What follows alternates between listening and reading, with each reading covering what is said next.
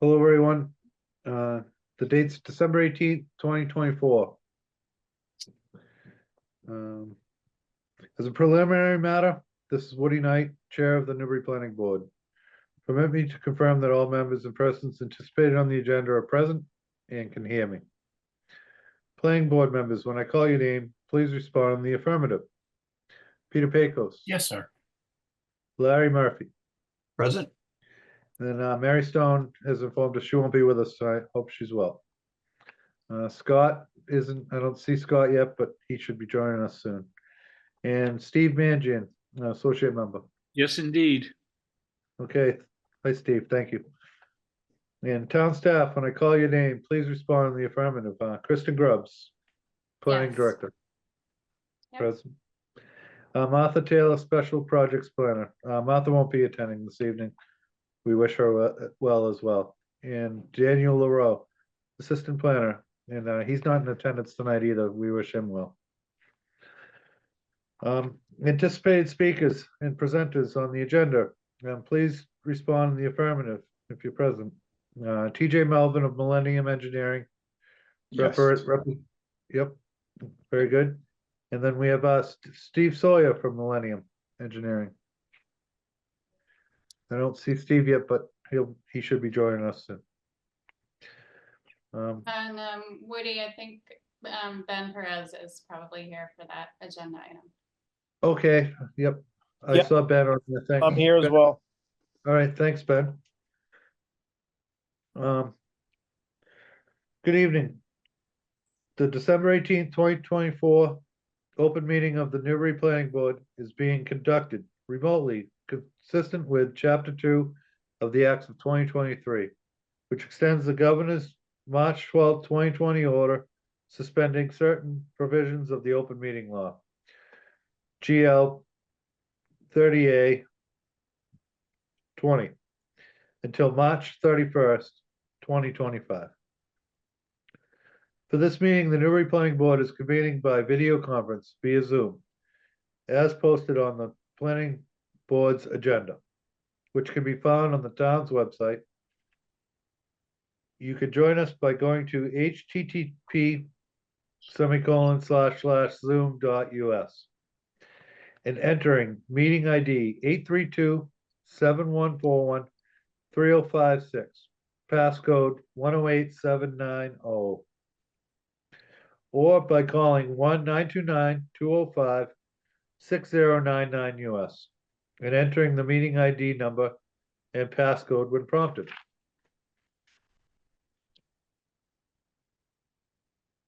Please note that this meeting is being recorded and that attendees and participants by video and/or telephone conference. The meeting is also being broadcast live through Local Access Channel 9 on Zoom and at www.tnctv.org, and the recording will be available on the Newbury Access YouTube channel. Meeting business ground rules. Before we turn to the first item on the agenda, permit me to cover some ground rules for effective and clear conduct of our business and to ensure accurate meeting minutes. As chair, I will introduce each speaker on the agenda. After speakers conclude their remarks, I will go down the list of board members, inviting each by name to provide any comment, questions, or motions. The meeting tonight does not include any public hearings. However, after board members have spoken, I will afford the public an opportunity to comment and/or ask questions. I will seek questions and comments through the Zoom raised hand function in the order in which the people click on the raised hand button. Finally, each vote taken in this meeting will be conducted by roll call vote. So there's a introduction out of the way, and we'll go to the first item on the agenda. Meeting minutes. We have the December 4th, 2024 meeting minutes. Has everyone had a chance to read the meeting minutes for December 4th meeting? I have. I'm seeing nods and yes, thank you, Larry.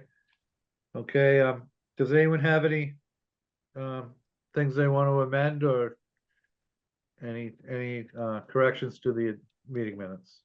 I have one thing, Woody. Okay, The motion to adjourn was done by roll call vote. And it's not reflected in the minutes. Other than that, it looks fine to me. okay. We'll amend it to say that the meeting was adjourned by roll call vote. Any other corrections from anyone? Okay, I will entertain a motion to approve the December 4th, 2024 meeting minutes. I'll also move. I will second that. Okay, a motion and second. Roll call vote. Peter, Yes. Larry, Yes. Steve, how do you feel? Good with it, thank you. And I vote yes as well. And I don't believe we have Scott or Mary. So meeting minutes are approved for December 4th. And that moves us on to the November 2024 financial report. Planning Board Financial Report, November 2024, payroll and invoices authorized. Payroll warrants for planning director, special projects planner, and assistant planner. A PR 25-9 for pay period ending 11/2/24.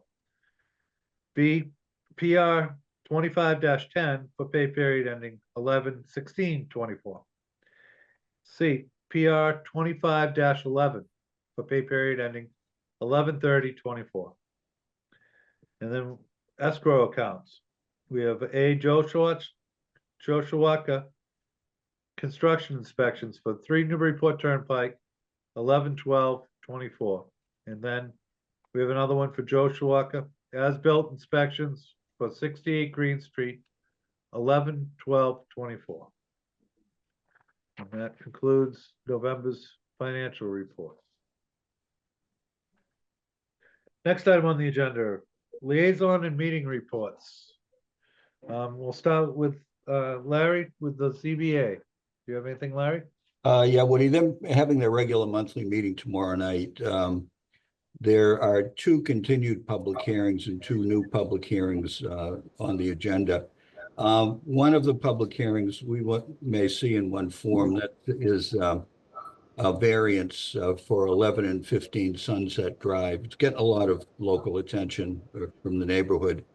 And if the variance is granted, we'll see it as an A&R plan. It'll have to come back to us. But that's about it. Okay. Conservation Commission, that would be me. I'm getting some background noise. Scott, do you have a TV or something on? No, All right, I'm just getting a little feedback. I'm not sure where it's coming from, so. All right, Conservation Commission, we met last night. There was nothing on the agenda that pertained to us, the generator, approval. We're gonna have a site walk at 337th Street, but nothing that pertained to us. There was mention of 108 Main Street. They needed to do 401C water quality report that had been overlooked. DEP had pointed out, but that's gonna be a conservation matter. And that's all I have for conservation. Liaison report for MVPC, Kristen? The MVPC meetings continue to be focused on the Housing Affordable Homes Act and some information about the ADU requirements as a part of that. So there's no other news. We'll be talking about the ADU bylaw later in the agenda. Okay, very good. Thank you, Kristen. So that concludes liaison reports. So we'll move on to new business. First item for new business is TJ Melvin, Millennium Engineering, regarding 3 Newburyport Turnpike, owner Bavario Family Realty 2 LLC. So with TJ, we don't have TJ, we have Ben tonight, correct? Nope, I'm here. This is TJ Melvin Oh. from Millennium Engineering. Oh, great, TJ. Could you give us an update on the project and changes to the residential and commercial unit count? Yeah, And describe absolutely. what's going on? Yeah, Thank sorry, I will just throw the plan up, so if anyone Yeah. has any questions. So originally when this project got approved through the planning board, we were proposing 14 residential units and 3,000 square feet of retail space on the first floor. At this point, we are looking to change it to 12 residential units and the retail space to just over 4,700 square feet of retail. We're not proposing any changes to the look of the building. It was really just kind of the way the interior walls broke up, especially on the first floor for the retail. And just trying to utilize a little bit more of that, as rentable, usable space. With that change, it would require an additional 3 parking spaces from what was previously approved out here. So in talking with town staff, it seems there's language in the zoning bylaw that gives the planning board the ability to waive the number of required parking spaces. So I can zoom in on the parking tables just to see how that kind of breaks down. Not sure if everyone can see it. I know my pictures Yep. are all blocking it. So for the retail space, require a total of 15 parking spaces, and for the 12 residential units would require 19, coming up to a total of 34. Again, we haven't proposed any exterior site changes at this point, so we do have the same 31 spaces we previously had. So that's really what we'd be looking for the planning board to consider, is granting that waiver to reduce the number of parking spaces and allow this the change between retail and residential. The other minor thing that we have done, it's really just a labeling thing. But as part of the new building code, we're required to provide EV ready parking spaces. So really just the conduit and wirings run, but no actual chargers need to be installed.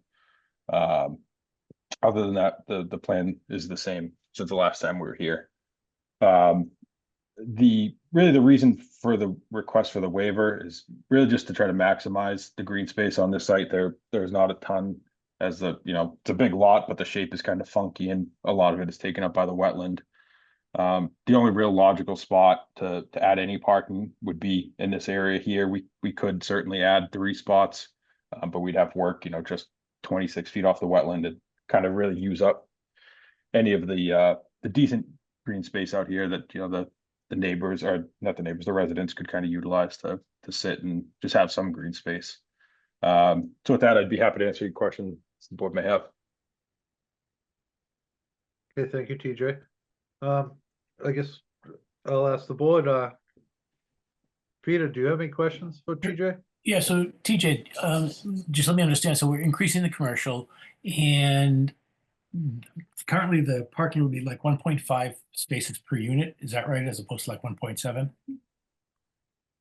Correct. Okay. Yeah, so we're increasing the commercial, but also decreasing the residential. Gotcha. And so, my take, is like the commercial probably wouldn't be going there, things wouldn't be happening at nighttime. So if there was a concern with the diminished residential, because you have commercial usage, I would think there'd be available spaces for nighttime parking. Yeah, absolutely. There'd be a lot of the kind of reverse peak hours of parking demand, I guess.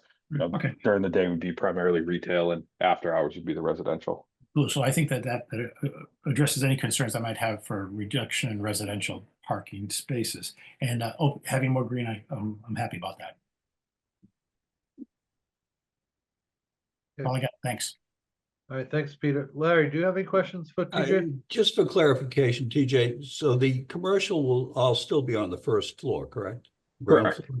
Yeah, so initially we were, we were in the early stages of the interior of the building. So we just kind of split the building in half and said, half would be retail. Now that they actually have fully designed plans that they want to go forward with, it broke down to just over 4,700 square feet they'd be looking to use as retail, all on the first floor. So if the footprint's the same, where are you finding the other 1,700 feet? I'm a little So- confused. Yeah, so I can actually pull up the architecturals if we need to.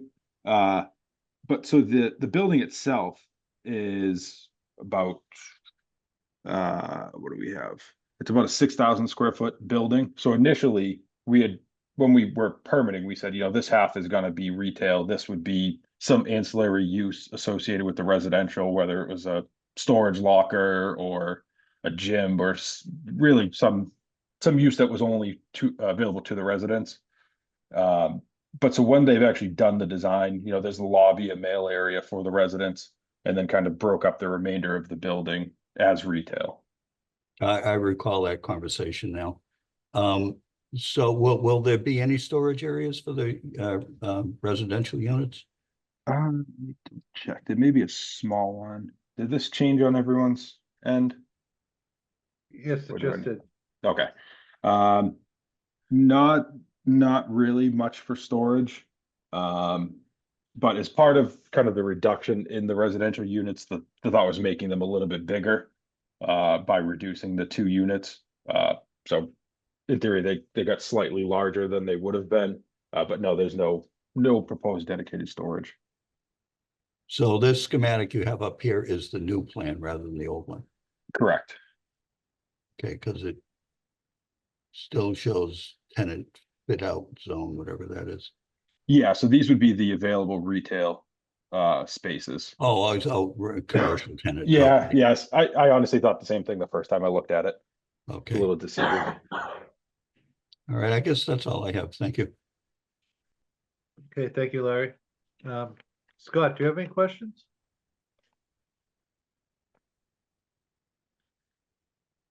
And Scott may still be muted. He's muted. Is that better? Yep, I can hear you now, Scott. Yep. Yeah, if you can put the plan back up and Yeah, no problem. and just maybe look at the area of the maybe up where you potentially could park, but you wanted to keep green space. Right up in this area. Yeah. Yep.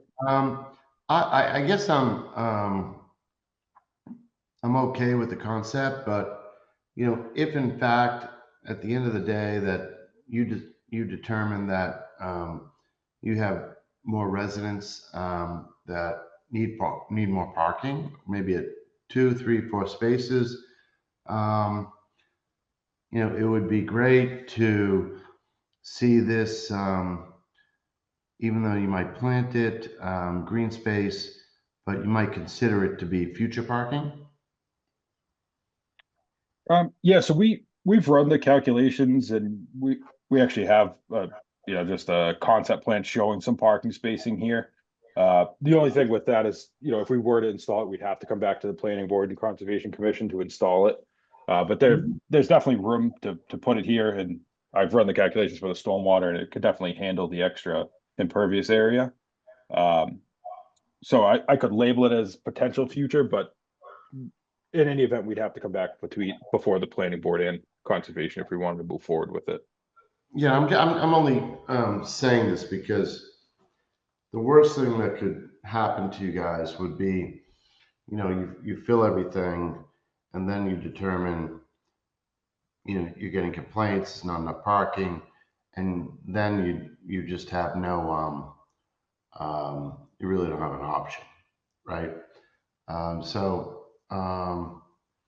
Yeah, I've seen it in the past where you've identified areas of future parking in case you determine at the end of the day that the parking isn't sufficient.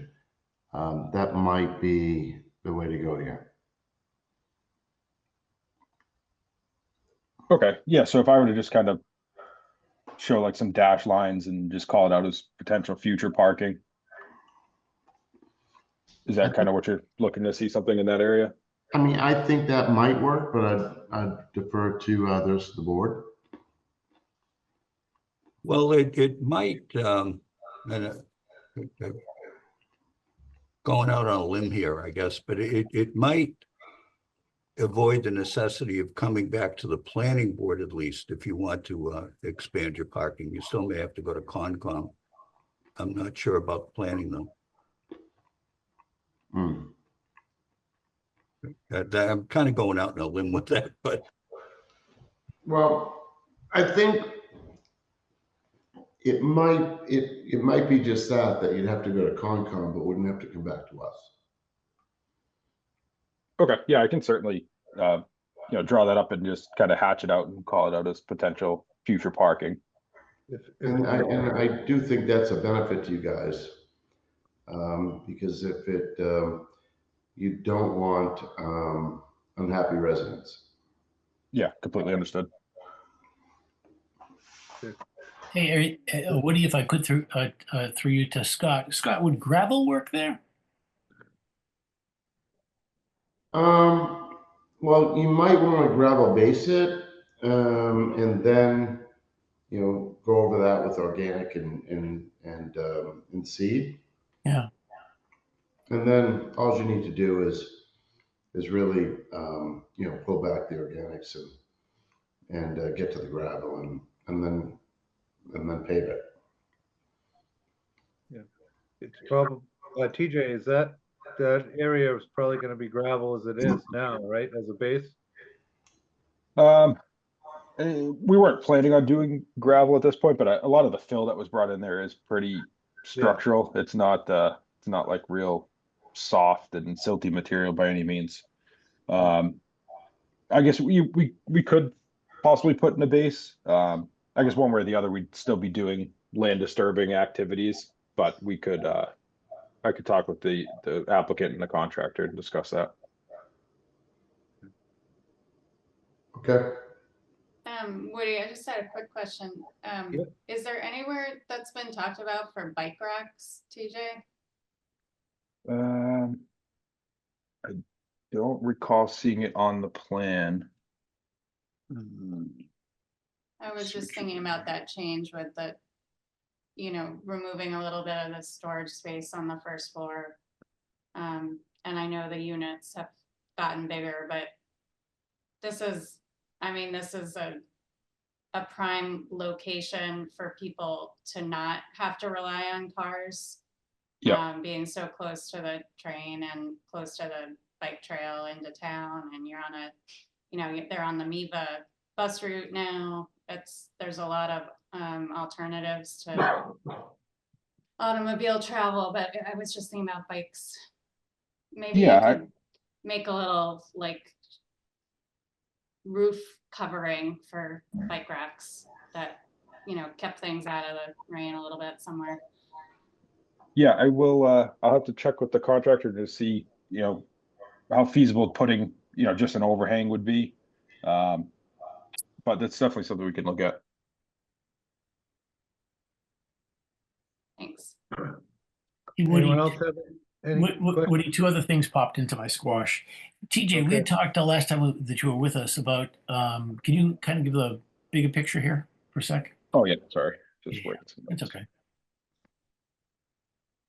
About how, Mass DOT changed the travel lanes. Remember how they now dedicated the right lane and you're coming down and it's only a right turn?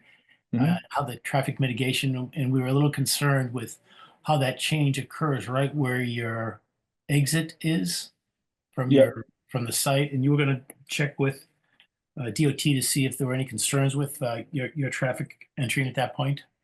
Yeah, so we had kind of talked with them way back when Yeah. we were permitting this, only because, obviously everyone knew they were doing something there, but obviously wasn't being constructed at that point.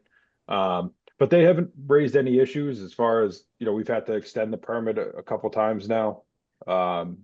It's definitely something they've seen. So I don't see it as being a major concern, as, you know, that plan was kind of already in place when this did get originally approved by Mass DOT. Yeah, I just know the lane configuration change hadn't been in place. And hey, by the way, are these going to be condos or are these going to be apartments? I don't know that they've fully decided that at this point. I don't think they have an answer to that yet. Okay, cool. All right, thank you, Pete. Steve, do you have any questions for TJ? No, I do not.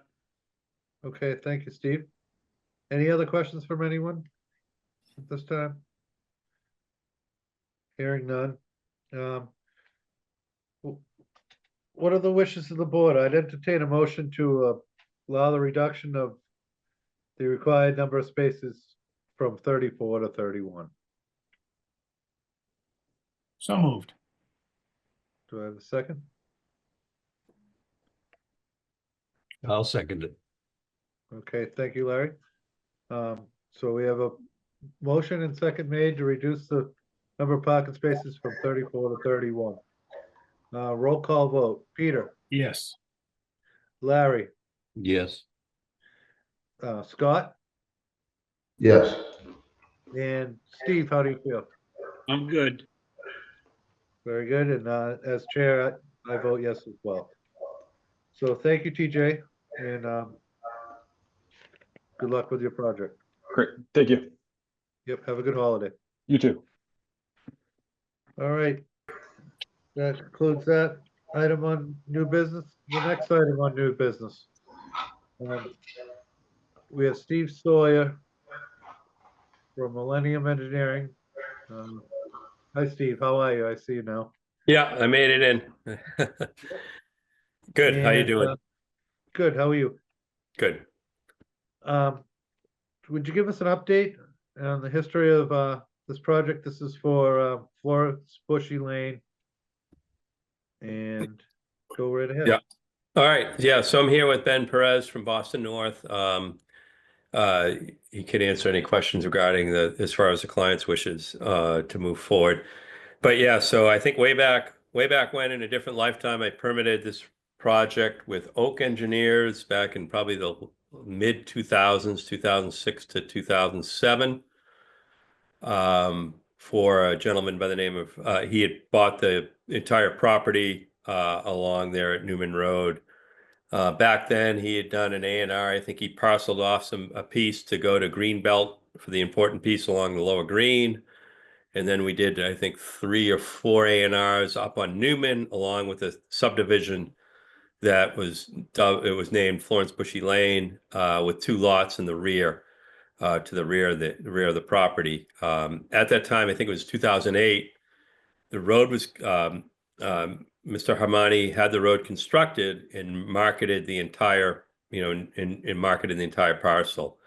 And I think in 2008, the Kurt Garish purchased at least the land that encompassed Florence Bushy Way and there were 3 A&Rs, I believe, on Newman Road, and he bought all of the property and he basically built a single family home on 2 of the A&Rs up on Newman Road, and he just preferred to have the area in the rear open, so he actually had the roadway removed at that time. The paper street was never removed, and the lots in the back have been on the assessors, basically on the assessors map and the assessors records, and been buildable lots since that time. And I believe they have been assessed at somewhere in the neighborhood of $800,000 with property taxes paid on those lots. And so they've kind of the roadway and lots have been in place since 2008 on paper with the roadway removed. Mr. Garish I believe he's passed, and I think the wish of some of the family members who they live on the other lots there is to rebuild the roadway to provide access to those 2 lots. So I think the intent is Ben is looking to rebuild the road to the originally approved plan, which is it's a private road with country drainage, fairly simple. Just rebuild the road per the approved plan, and then eventually build on those rear two lots on Florence Bushy Road, at the rear of that property. So I think Kristen had reached out to town council to find out if there's any additional permitting needs, and it was confirmed that no, it's a road that's in place. There's approved plans in place that they can just rebuild the road, put it back in per the design plan that was approved back in 2008. And the intent here is, I believe the intent, the process tonight is just to confirm the surety amount in process for rebuilding the road. So that's a 5-minute synopsis is how we ended up here in 2024, going on 2025. Okay, I have a quick question. The Garrish still retain ownership of those two lots? Yes, yes, I do. I don't know the entity. I think it's in a trust, but I believe that they own all of the land surrounding those two lots, and also the original barn that was renovated up on Newman Road. Yep, which is on a lot of its own. Yeah, that's a lot of its own. I believe that one had frontage on Newman, and there was a septic system installed. And so that actually the barn was renovated. And they own it. I believe it was for the past, I guess, since 2008, 2009, it was for staff, of Mr. Garrish. All right, thank you. I'll turn to the board. Pete, do you have any questions for Steve? Yeah, on Steve, this? do you have a visual just for us, or just so? Yeah, people can- yeah, Second. so let's see, I'm gonna be going from one screen. Hopefully I can, let's see, let's go to the Florence Bushy share.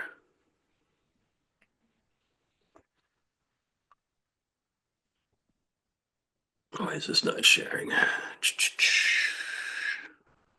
Okay, I have it. Usually I'm going for two screens. I'm just going from one screen tonight. It says share. Share Florence on there, record. Yeah, Kristen, Adobe. do you have to make him, I think it says I can share, okay, and it's just about, it's funny, it's asking me all these questions. Let's see, let me try something. I'll just click on anything. Now it's going to Google Workspace. I don't want to do that. Stop that. Let's go back to Google. Go back to Adobe. Go back to, here we go. Close. AI Assistant. So some reason, okay, share.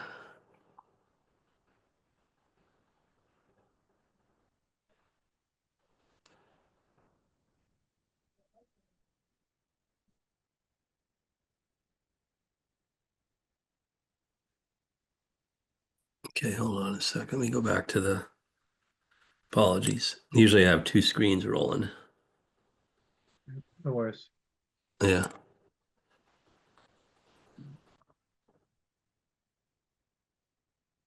It's not sharing AI Assistant. Find text. Huh.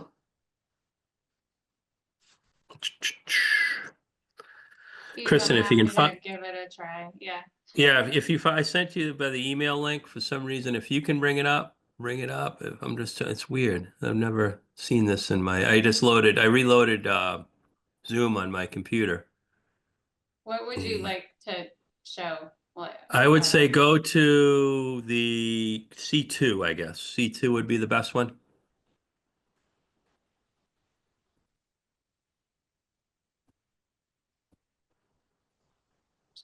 Is this the There we plan go. you want to show? Yeah, there we go. Yep.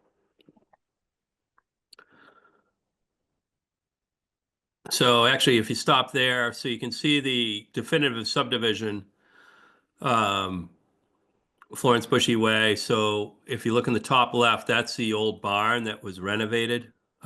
renovated as part of the project. So that is been renovated and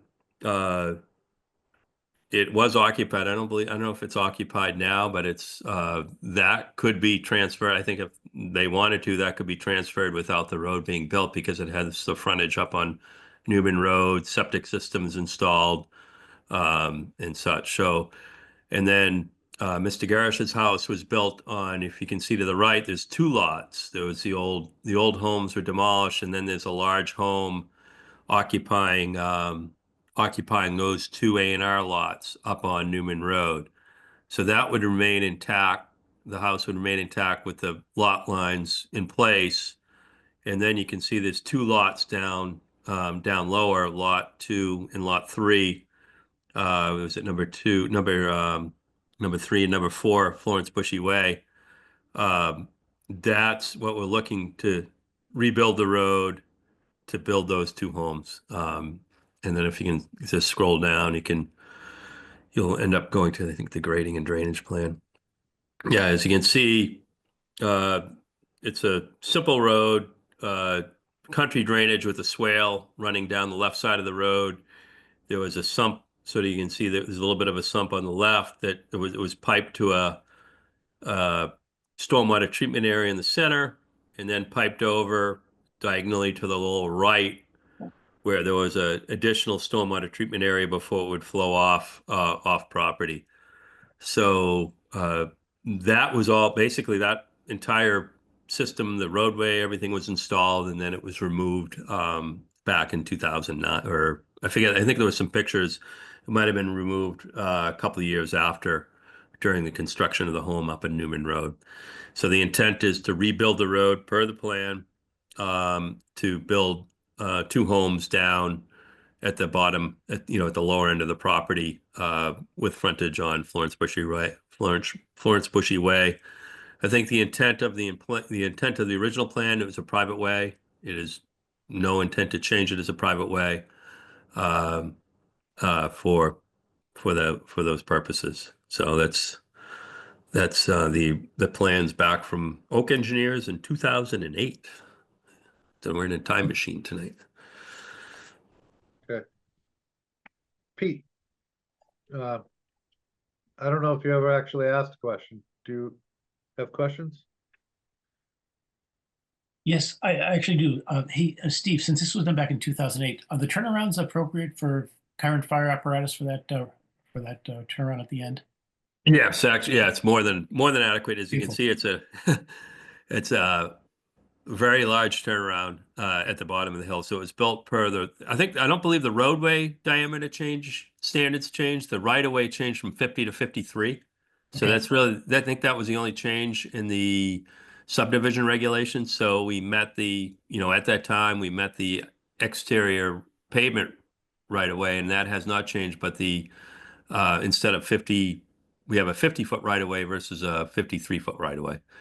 Where it's just really, it's, you have, as you can see, the right-of-way lines are well beyond the width of the roadway and the swale to the left side as you come down the hill. Thanks. Yep. Larry, do you have any questions for Steve? Yeah, so Steve, lots 1, 2, and 3, they remain the same, or have the lot lines changed? None of the lot lines have changed. There's no lot lines have changed. So what happens on 1, 2, and 3. So lot 1, that is remains the same. The building, and that building, actually, the septic system was installed and approved, and the building renovations were made to convert it from a barn to living space. So that has not changed. And then lot 2 and 3 has not changed. The only thing that has changed is that the house as you can see, actually, that's a good picture, Kristen, if you scroll down a little further. So the main house encompasses the two lots there's two lots on Newman Road that the large house the large main house encompasses. So those two lots on Newman, which were A&Rs, there's one house on those 2 lots, which I guess that won't change. So if you zoom down, I guess, so you can see to the barn, actually, I'm sorry, zoom back, if you can scroll up a bit. So you can see the barn is just up, you can kind of see the roadway came down between the barn and the house there. If you scroll, I'm sorry, Kristen, if you scroll back up, you might see the old roadway construction. If you go back up a little, there we go. So here you can see the foundation being constructed for the new house, the barn in place up on the left, and then the cul-de-sac that came down, and the original cul-de-sac that was constructed with the in the center was some of the stormwater management area and such. So once the house was finished, the entire roadway was removed and reverted to green space. So as you can see in the lower right is lot 3, and I think in the lower left is lot 2. So it's 3 and 4. So that the additional homes will be down at the very bottom of the page, bottom of that photo.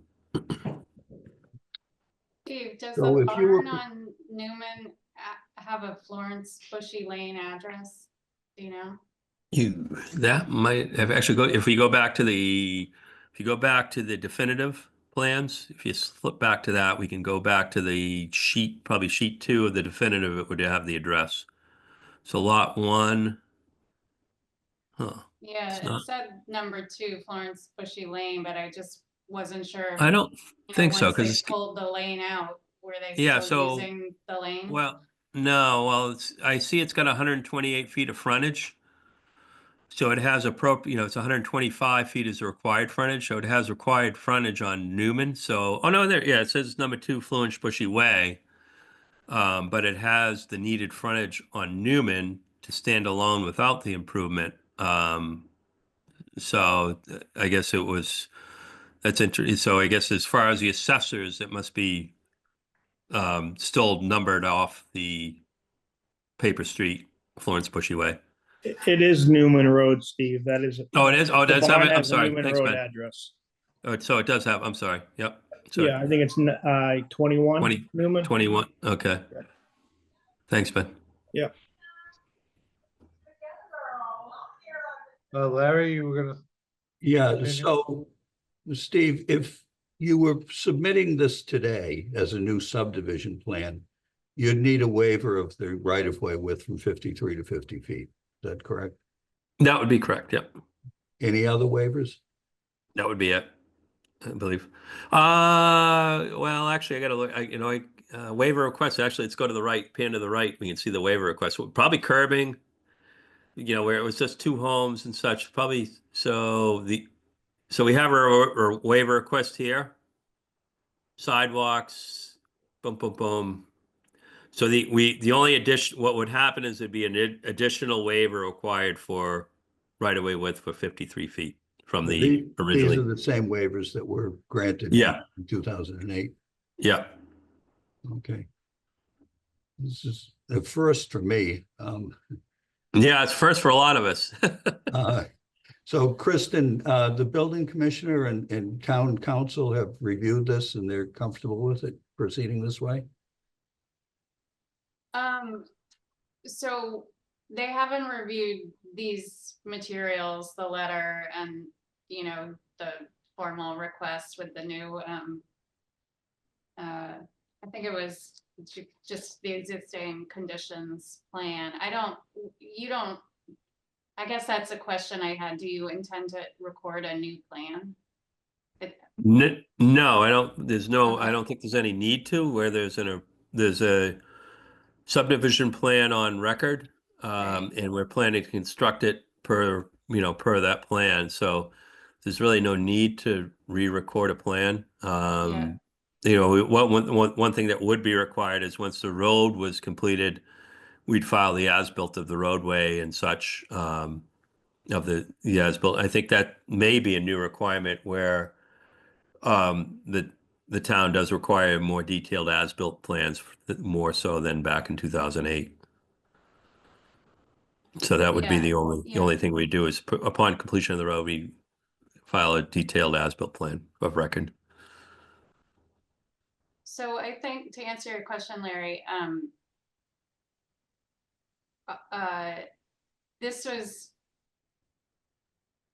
a complicated, you know, I don't think anyone had ever seen it before, as was just said, but I think it's, you know, I think it may be worth just, in particular, the part of the request that we haven't looked at yet is setting the bond for the construction. And that I think the board has generally had peer review engineering to review that. So if we, you know, if we take one more step to have the building commissioner review everything, make sure the financial bit of the bond request is, you know, makes sense to the peer review engineer, and then, you know, make sure we're looking at any other changes, like Steve just mentioned, you know, ultimately the as-built. But I think there's some language around construction oversight. So we'd probably need to set up a escrow account for peer review, you know, as the construction moves forward. But and this is consistent with what town council recommended was the correct approach. Yeah, I mean, that was my next question, was about peer review. If Joe Sawak has seen this, I assume he's not. Not yet. Okay. Larry, do you have any other questions? No. Okay. So we'll have to send this off to peer review. And Yeah. And I'll move on to Scott, if Scott's got any questions for you, Steve. Okay. Scott, I might be muted. I can't see. Oh, I don't know why it's muting, but I have no questions. Thanks. Okay. All right, thank you, Scott. And Steve, do you have any questions on the matter? No questions. Okay, and I don't have any further questions either, so. Kristen, like you just stated, we're gonna have to set up an escrow account and have Joe Schwaka do a peer review of the plans. Correct? Well, I think actually the plans have already been reviewed and approved. It's just basically a review of the escrow of the bond amount of, I think it's around $450,000, which I feel is definitely, I think Joe would agree that is prudent for the type of road and construction. But as far as reviewing the plans, you know, they were peer reviewed, I believe, by Meridian back in the day, down in Danvers. So the plans were, when they were approved, were all peer reviewed, and stormwater's peer reviewed back in the day. So I believe it's a matter of just approving the bond amount. Yeah, but Okay, yeah. it's a 16-year-old plan though. Engineering hasn't changed in 16 years though. So Yeah, but pricing has. What's that? The cost. Stormwater hasn't not changed in 16 years, actually. We'll just. It may change in the stormwater next year. But Okay, we'll have Joe take a look at it, correct, Chris? yeah. Yep.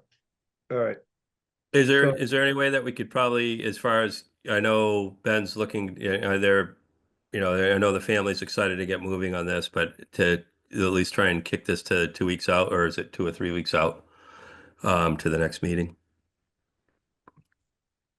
our next meeting is. I have to look at the calendar, January January 8th. It 8th. is, yeah, it's 3 weeks. Is that Yep. something, do you think Joe will have time to review that? And we'll try and get this on the agenda for January 8th, Kristen? Yeah, I think that's reasonable. I would, yeah, I have a few more questions just about if this is, you know, originally this was a 3-lot subdivision with all of, you know, each of the lots having an address on Florence Bushy Lane, and presumably there's some kind of home ownership agreement around the fact that this is a private lane and maintenance. So it might just be worth us clarifying, all of the steps that will need to be completed in addition to the construction. And also, I think it would be helpful. It wasn't clear to me who the current owner is. So if there could be a letter from the current owner, just clarifying and authorizing, Boston North Development, that'd be helpful. Absolutely, we can clarify that. Yeah, I think that's fine to put it to January 8th. Okay, great. All right, well, One last question, Steve. Was there a homeowners association set up the three lots, Steve? That's a good question. It's funny, back in 2008, I don't know. I guess I'll have to, unfortunately, I'm trying to access some of the old files back from then. I'm digging up what I can. I will see what I can find. If not, if there isn't one, I think probably is prior to any certificate of occupancies, there probably should be a homeowners agreement that the board would want to author, or some sort of homeowner agreement prior to any C of O issued for those two lots. That would Which, be, if there isn't one. yeah, that may be problematic. I'm not trying to find problems for you, Steve, but I don't know if that would mean reopening the subdivision decision or what. It's like I said, this is kind of new to me. Yeah, it's something we could look to the direction of town council on that, of what, if it's just an administrative item. I would think it's an administrative item to add. A lot of times when you get your subdivision approval, the homeowners agreements are all kind of cooked into the books, as the roadway is being built and such. As far as there's some initial ones that are reviewed, but as far as final agreements, it's usually subject to town council review. It's more of a legal document than a public document, as far as that. So, we defer to town council's review of it, or town council's interpretation, and also if there is, if there isn't one on file, that we'd create one that would be to the agreement of your town council. Hey, Woody, yes, go right just ahead. just listening to this conversation, I know that the applicant's hopeful to have this wrapped up in 2 to 3 weeks, but I think that this might actually be more than a 2 to 3 week episode, especially considering there's a couple of holidays in the midst of this, Steve. Yeah. So I'm not sure what schedules are, so I'm just going to throw that out there just to say, if it doesn't happen in 2 to 3 weeks, it wouldn't surprise me too much. Okay. Well, I just asked that, I know, I do understand we have Christmas and New Year's in between, that's for sure. But at least just, we'd like to just be continued to the next one, and let's do what we can to further it along, and we would understand if, given the holiday situation, if it does bleed on. Super. Yes. Great. Yeah, And, we'll do our I best. mean, to- this isn't actually a hearing, so Yeah. we can do our best and see Yeah. where we are a week before the meeting. Absolutely. Thank you, Kristen. Okay, very good. If no one has anything else, I don't hear anything else. So thank you, Steve, and thank you, Ben. And Thank you, guys.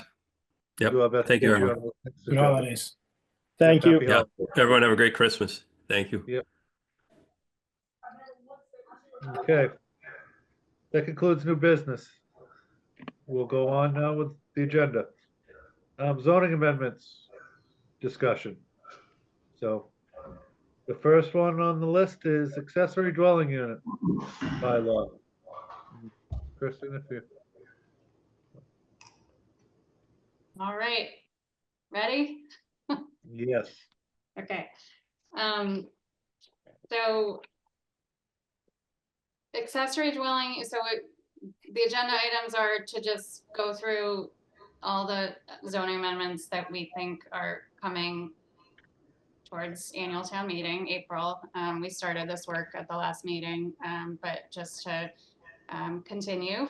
The accessory dwelling unit, since the last meeting, the state did release the regulations that have been talked about for a few months since the legislation was passed in August, and held a couple webinars. I don't know if any of the board was able to attend those, but Daniel and I and Martha all did, and it was very helpful. I'm not actually sure.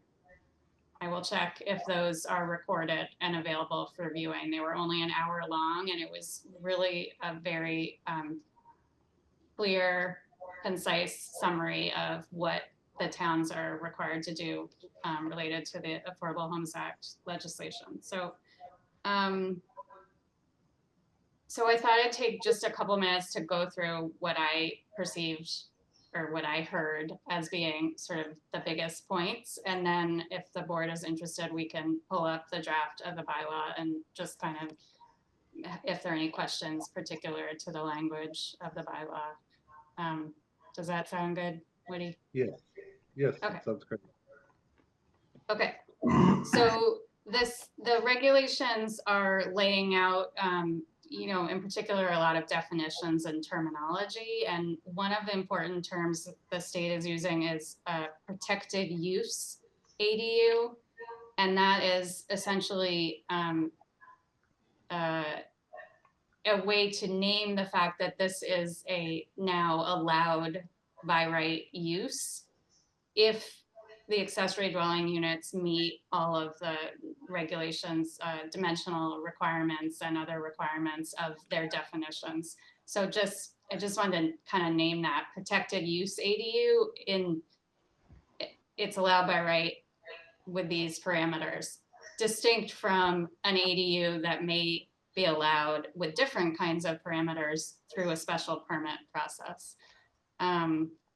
So we're still kind of tossing around whether we want to actually use that term protected ADU, protected use ADU in the bylaw or not. But you might hear it talked about. One of the main themes is that this legislation lays out that an accessory dwelling unit cannot be really treated any differently than a single family dwelling. So it can't be subject to site plan review. It can't be subject to unreasonable design standards perceived to be unreasonable.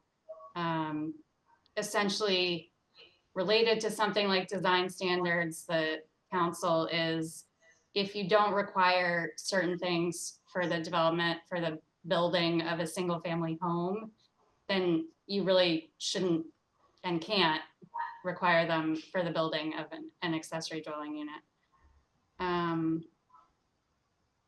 In addition, anything that building a home does require, like a curb cut for a driveway or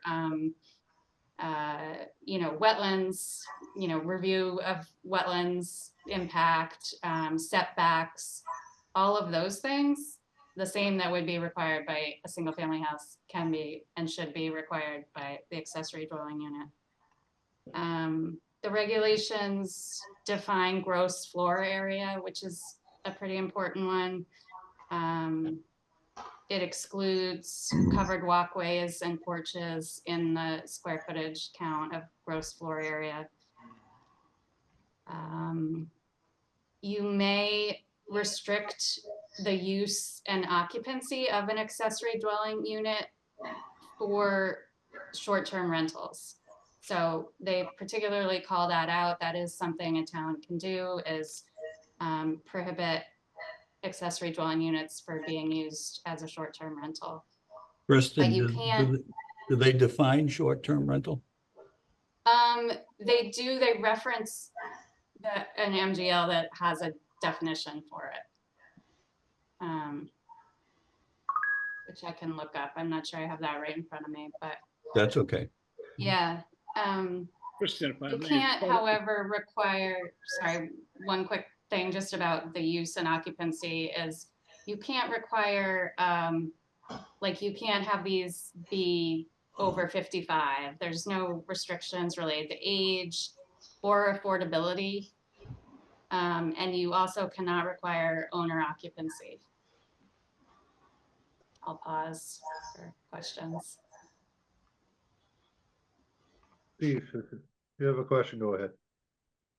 I was just gonna note that the restrictions and the regulations are pretty tough in terms of what is a short-term rental. Maybe it's not tough, but it's there's a lot of words in there to digest, and I suggest we all take a look at it. Yeah, I can try to pull that up while we're talking. Yeah, I've got it in front of me, and I read it several times, and I'm scratching my head. Okay. Do you want to share your screen and we can look at it quickly, Steve? I'm or not sure you I'm up to that technology. Okay. All right. Well, let's hold that. Just hold on to that question because that's a good one. They have the regulations have language around parking requirements. In particular, you can't require parking if the ADU is 0.5 miles from a commuter rail station. And they also talk about transit stations in a general way, including bus stations, and it's definitely noticeable, and there's a lot of discussion about the fact that a bus station is defined as anywhere along a route where you can flag the bus, and the way MIVA bus routes operate in the Newburyport area right now is that way. So basically anywhere the bus goes through neighborhoods in Newburyport is characterized as within 0.5 miles of a transit station. And then we talked a little about dimensional setbacks. It can't be more restrictive than a single family. And utilities, you have to meet all building and fire code. Utilities, you know, they want to encourage energy efficiency in terms of like a mini splitter counting for gross floor area would not count in the same way that you know a walkway or a porch would not count. And there's language around you may or may not have utilities. Better look at this one. Utilities serving the ADU may be extensions of the existing utilities serving the principal dwelling, but they're not required to be if it's a detached unit or an attached unit. Kristen, could I stop you right there for 1 sec? Scott, you keep, no offense, but you keep lighting up green. If you don't mind muting yourself for a minute, we're getting some back feed. That way Kristen, you can continue. Yeah, I'm sort of it's hearing getting mumble myself jumble, echo. but Scott kept lighting up green, so if he just, for some reason, we're getting feedback, so I apologize, Scott. All right, go ahead, Kristen. Okay, so that's sort of my overview summary, and I can screen share the current draft of the bylaw. So we've gone through this sort of working group includes myself and Daniel and Martha and town council and Peter Burnett.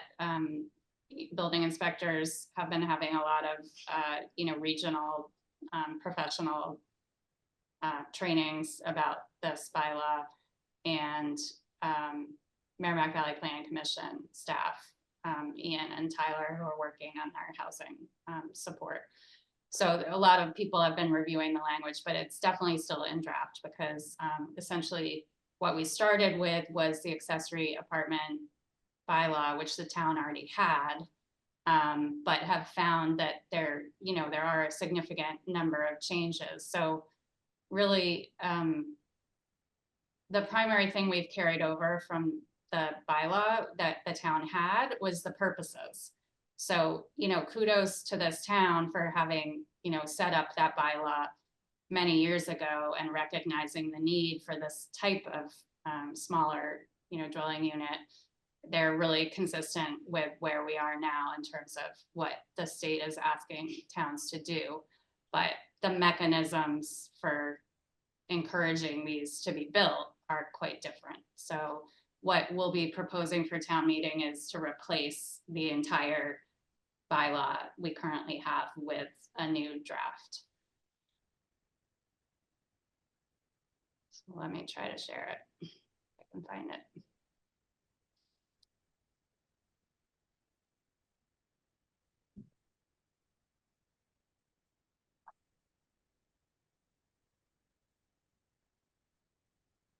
Okay, can you see that? Yep. Big enough? Yes.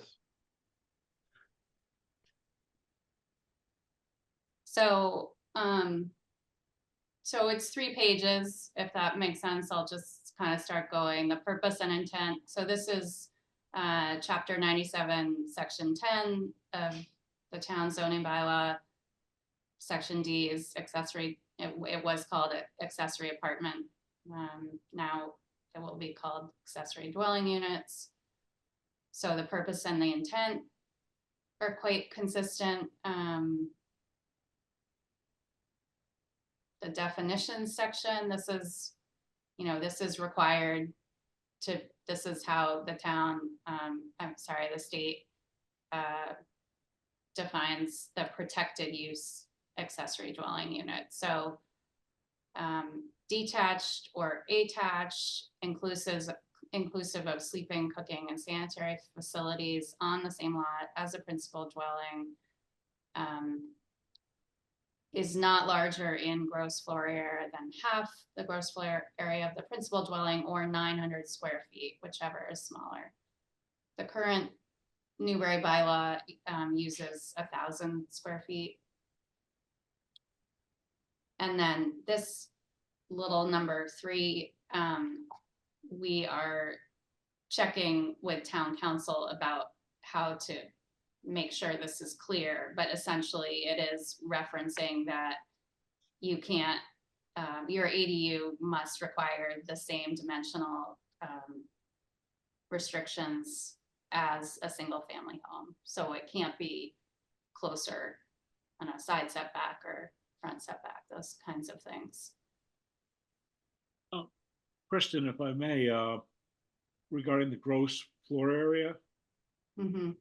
I know that later on in the document, there's some mention of the PIOD. And this is somewhat related to that, because certainly there are many lots on Plum Island that if one were to build, say, sought to build a 900 square foot accessory dwelling unit, that would get you beyond the PIOD restrictions on lot coverage and floor area ratio. And So it's not allowed. excuse me? That you're, I think, I'll let you finish, but that, so you would not be able to build an ADU if you if you are unable to meet the restrictions that the Plum Island Overlay District already include. Right. And I realize that comes up later in the document, as I say, but whether some language would be appropriate in this II section is something I think we may want to discuss at a later time. Mm-hmm. Oops. So I'm flagging it. Yeah, okay. And if I can take it one other thing down to the other definition, bus station. It's my understanding we don't have any bus routes in Newbury.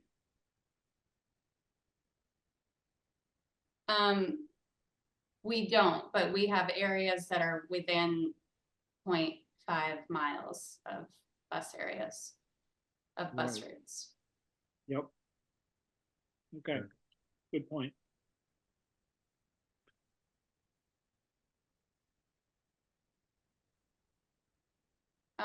So again, the idea right now is to put definitions that are pertinent to this particular bylaw in this section, so they're easily accessible. That's sort of a planning question, is whether it's good to have definitions in the definition section of the bylaw or in the section of the bylaw where they're talking about it. So there's still some discussion of that, but at the moment, the recommendation is to include them right here where people want to understand what this means. So applicability, this is essentially this by right protected accessory dwelling unit. So the process would be approval, review and approval by the building commissioner. So it would not, if you meet these standards, it would not be going to the ZBA, which is currently part of our current practice for detached accessory dwelling units being permitted through the ZBA. So this is process, administrative review and approval by the building commissioner. Except in the case where there are differences that require special permit, then the zoning board of appeals would continue to be the special permit granting authority, and they are now as well. Kristen, another question. I appreciate that I can see where the building commissioner makes a decision, but I'm wondering, what if the abutters wanted to appeal the building commissioner's decision? That seems to be, in my mind, it could be a hole in this proposal, and that I can imagine that abutters may know that it's really a 5-bedroom house that exists, and whatever is going to be built would be larger than the existing septic system could handle. But the building commissioner may not know that, just looking at the town records, seeing that in terms of town records, it's a 3-bedroom house and the Title V system's perfectly okay, but the abutters would know otherwise. Do they need to have a mechanism where they can appeal the decision? Yeah, I think that's intended to be covered here, Steve. And it's, you know, again, we're still getting reviews from town council, but I believe and this says denial, so I'm not sure if it would follow the same practice now where you can appeal to the land court or to the ZBA. So we'll confirm that Right. with town council. I mean, going to the ZBA is relatively straightforward. To go to land court is a whole nother level of time and expense and that sort of thing. Yeah. So, assuming that the state allows us to do it, I think it would be good for the abutters to be able to appeal a proposal to the ZBA. Yeah. Okay. I mean, I think we should probably talk some, is the feedback? No, you're all right, Scott. Okay. I mean, we should probably have some more discussion on that because, I mean, if somebody wanted to appeal an approval, you know, respective really of the building commissioner's issuance of a building permit, they would still have rights, Steve, you know, through the court. You're right, it'd be more expensive. You know, there'd be hiring an attorney, but there would still be a pathway to be heard. So I think we should probably table that one and have some more discussion. Certainly. I agree.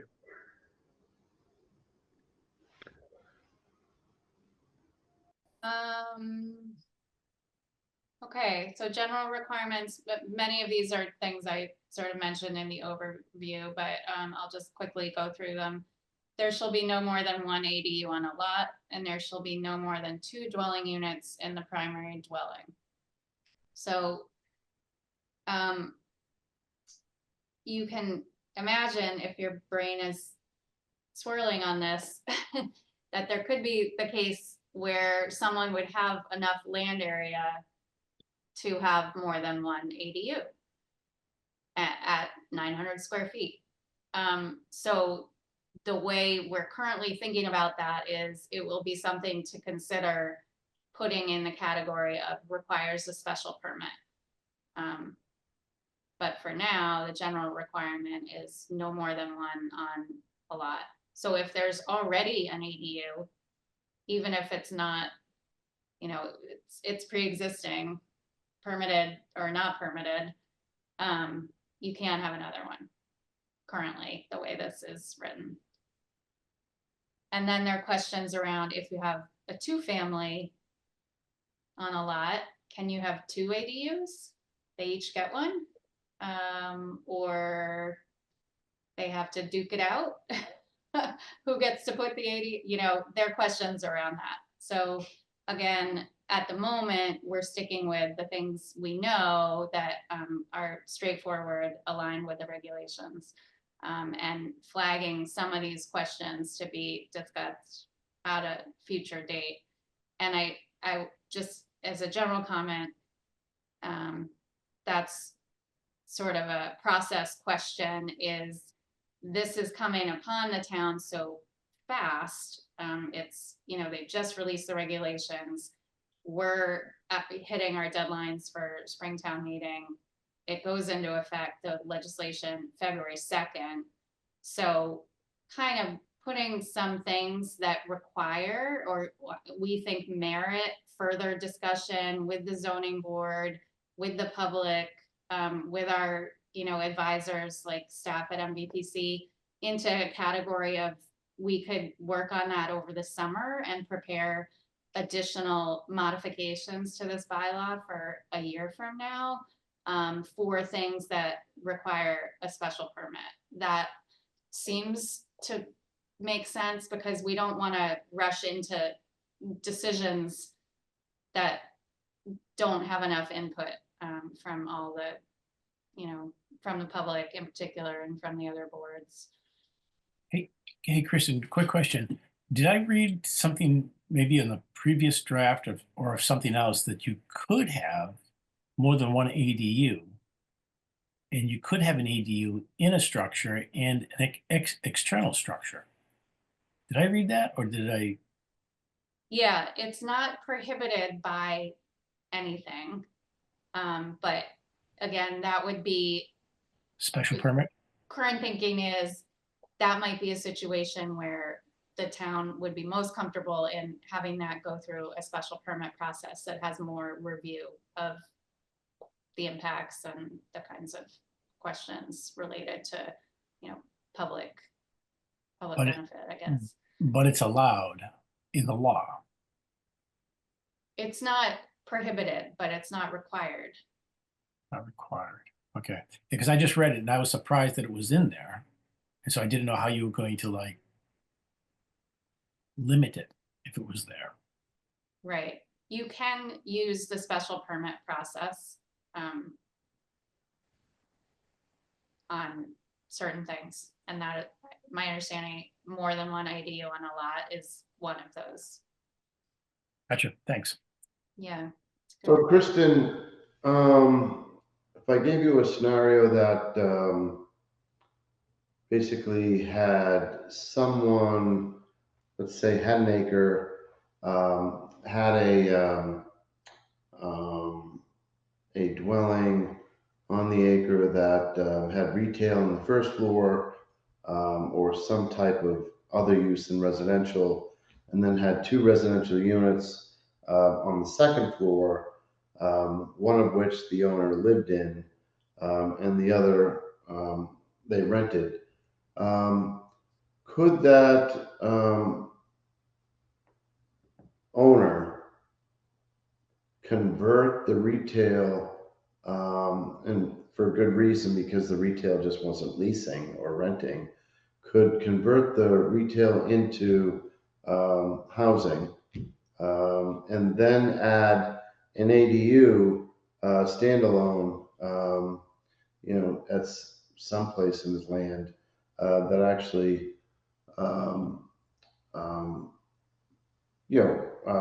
were within, had just all the setback requirements. It's satisfied everything with respect to, the single family regulations.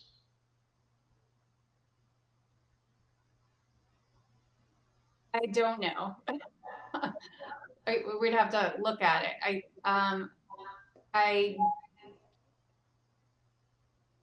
The premise of this is where your community allows single family zoning, allows single family dwellings by right. ADUs are allowed by right. I don't know, for instance, if you have multifamily overlay district, right, and it gets developed as a multifamily, does the ADU still come with that? I think that's sort of the question the scenario you were describing, or if it's a mixed use. It's Well, it was the accessory unit has to be secondary to a principal dwelling, and there's definitions of what accessory means and what the principal dwelling means. So I'm not sure how it would work if you had a multi-unit structure. And if I may, some of these scenarios too, limited because of Title V, correct? Absolutely. You still have Yeah. to meet Title V. Yeah, I guess, there would be, that's a big one, Woody, but I do think that there's a number of scenarios out there that that potentially, this we wouldn't see covered, and we may see come before us in the future. So I'm not saying that we need to have a crystal ball and we need to, cover everything, but I do think it's challenging, to say the least. It is. I agree with that. Interesting, but challenging. And again, it's sort of, we could try to play out a lot of different scenarios. We know some of them, we may not, come up with all of them, and kind of do our best in this quick time frame to get them in here. That feels rushed, I think, to those of us who've been working on it, and it's our timing of town meeting that is rushing that, and the fact that the legislature chose February 2nd for this to go into effect. So I think what we feel like we're working towards for April is the best we can do in this time frame, knowing that really, right away, we need to be working through some of those other scenarios. And in particular, I do think it'll be a special permit process that will, that many of those scenarios may fall into. So just kind of, it may be a year where not everything's covered, but there's trade-offs, I guess.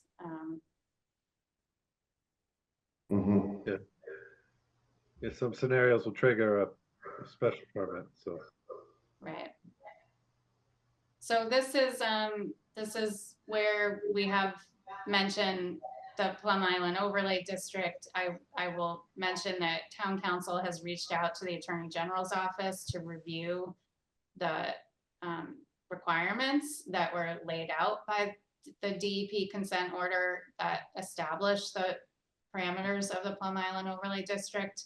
And they have received, town council has received guidance that those restrictions should not interfere with, those must still be in place. They will not be diminished by this particular bylaw. So again, Steve, you said it well, but if you're on a tiny lot and you don't have enough room, then you can't do it. Or if you already have 3 bedrooms and you only can have 3 bedrooms, then you can't have an ADU. Those will all be retained, is the advice that town council has received. Good, the clarity is important. And that's good, I think. I think so too, because the consent order was not to overburden a barrier island. So, it would be the state kind of conflicting with itself if there wasn't a way to work that through.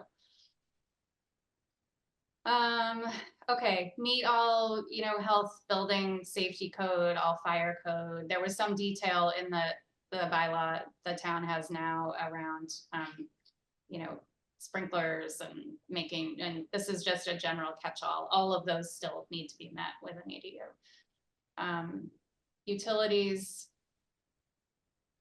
new and separate water or sewer lines are not required. Applicants may choose to use a shared water meter for the primary structure and the ADU, or have a separate water meter installed.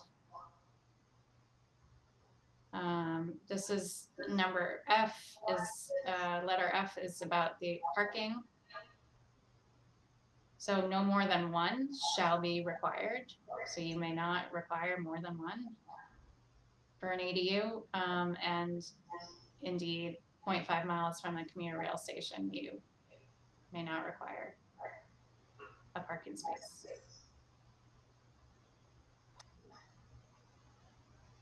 They can have a parking space, but you can't require it. And that's the, that's the state, right? Yeah. Yeah.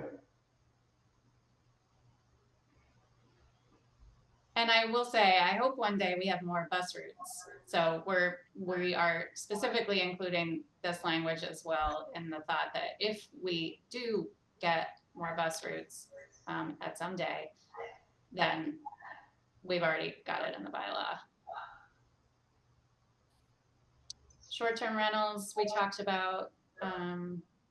Special permits, we talked about. So, to expand on what I said previously, this current draft, I'm getting an echo again. Yeah, no, what's going on is when you're talking, I think it's echoing in Scott's room and going back to his microphone. Okay. So currently, detached accessory dwelling units are allowed up to 1,000 feet. So this language is being proposed because of that, to try to be consistent with what the town has thought was reasonable previously. However, because the state's requirement is 900 square feet, this falls into a special permit category. So there would be a process whereby the zoning board could review and approve an ADU up to 15% above the 900 square feet of gross floor area, which is, if you are quick at math, you will already know, but I had to use a calculator, 1,035 square feet. So it's essentially consistent with the 1,000 square feet that we have.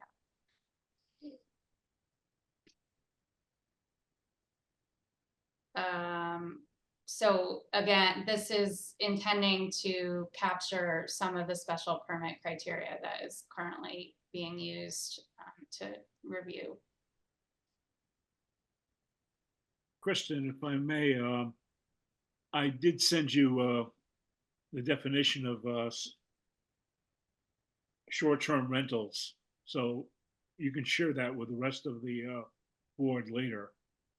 Okay, And the other thing I'm looking for, but I can't find it, but I remember somewhere around here, I thought there was something that led me to think, well, there's something in the state law about mobile units, i.e., trailers. And it sounded like the state was entertaining mobile dwellings being brought to a property. And I vaguely recall from many, many years ago that the town of Newbury was not allowing mobile units to become homes on empty lots. Does that ring a bell with anyone? I Yes, think that's right. Yep. go ahead. No, you go. What do you? Yeah, no, I don't believe movable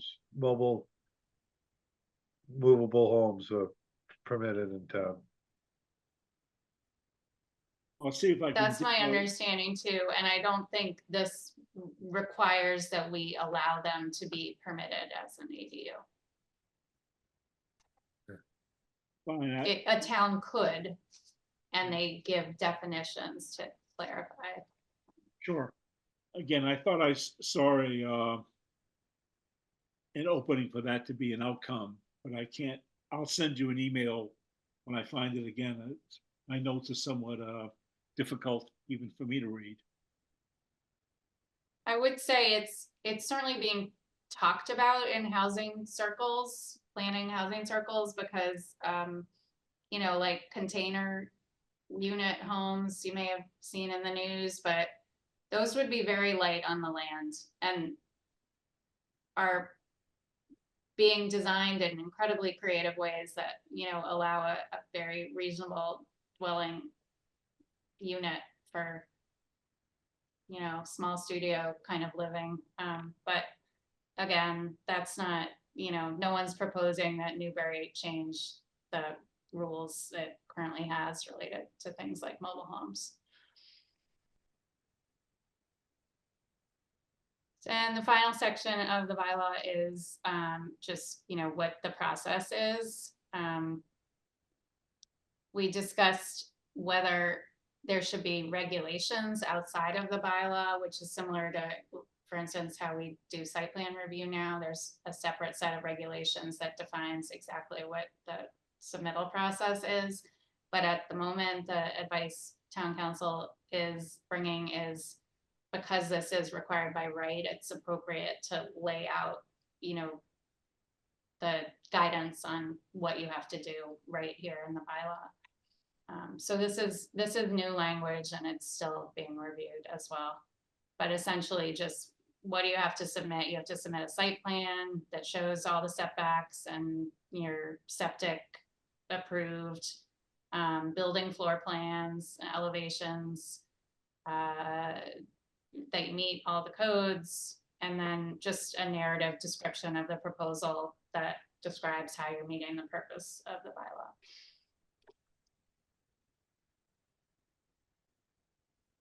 And then we'd have to address if you were, would there be different submission requirements if you were submitting an ADU that required a special permit? That's it. Kristen, may I go back to something where about the building commissioner's decision again? And I certainly agree with Scott that more discussion may be in order in the future. But my understanding about land court is that that can be a very long and tortuous process, which would stop a would-be ADU builder from getting to the end point anytime soon. And that's why under that section D, where it talks about the applicant can go to the ZBA, I would recommend it says that the property owner or abutters could go to the ZBA, because that can be one way to more quickly reach a decision, which probably would be final without going to the added expense of land court. Not that the ZBA is doesn't have a cost associated with it, but it's a much more rapid procedure to go through. So I would still think we ought to keep on the table the ability of the abutters to raise an issue through the ZBA. But that's my opinion. Yeah, I think I misspoke in that I'm not sure it's land court, it may just be the regular court, but I don't think it matters. It's a process that could be onerous. Yeah, I don't think it's land court. I think it's, could be Superior Court, but it is a process and it's expensive. That's a great suggestion, Steve. I was actually going to comment a little further, in the event of an appeal. I mean, maybe there's a building commissioners, committee of 3 people. Could be a representative from this board, representative from the zoning board, if there's an appeal, I mean, it could be heard and settled in a way without going to court. But I do think that it would. Nobody wants to, in my experience, nobody wants to spend money unwisely, right? Or at least most people don't. So what it would invite is collaboration, talk, neighbor to neighbor. Just as we heard, during our last meeting, I forget, our zoning chair's name, but I should remember that. But he said, we want our neighbors to, talk, maybe a shrub or two, before it actually comes to, a board with a dispute. So there's certainly some opportunities there, and I appreciate your comments, Steve. I think there's a means there. Well, there is a statutory procedure, and it would be good to clarify whether this proposed ADU bylaw modifies that or whether the ADU law, I should say. But you can request zoning enforcement of the building commissioner, and if you don't get relief, you can appeal that to the ZBA. So, if you think your neighbor is in violation of zoning, you forward a zoning enforcement request to the building commissioner. If he agrees, he issues a cease and desist. If he doesn't agree, then you can appeal that to the ZBA. And from there, if you don't like what happens, then you go to court. I'm assuming that statutory process would still be in play with this, but it's something that really ought to be fleshed out, Yeah, I can look into that. I think you're right, but it should be flushed out. Good points. Thanks, Larry. Hey, Kristen, I'm going to jump back to the short-term rental. And I've read it about 4 times now, chapter 64G, section 1. And I don't think that's going to really address the concerns that would be raised in this community. So I think we really need to look at that and see if that needs to be really beefed up, because it doesn't, I don't think it's going to do what the concerns might be. The current definition of short-term rental, which is chapter 64G, section 1. It's defined there. Where I'm lost where we have that. I just wanna somebody help me out. No, I see it.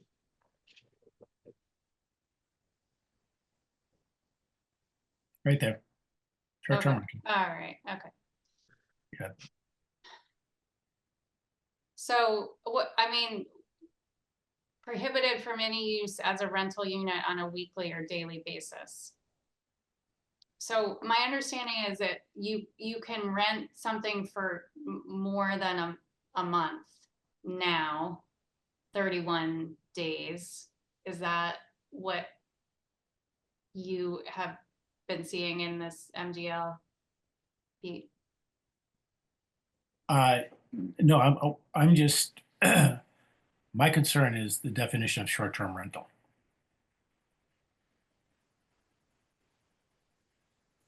Yeah, so this is not, you don't feel like this definition covers the concerns? I'm not sure.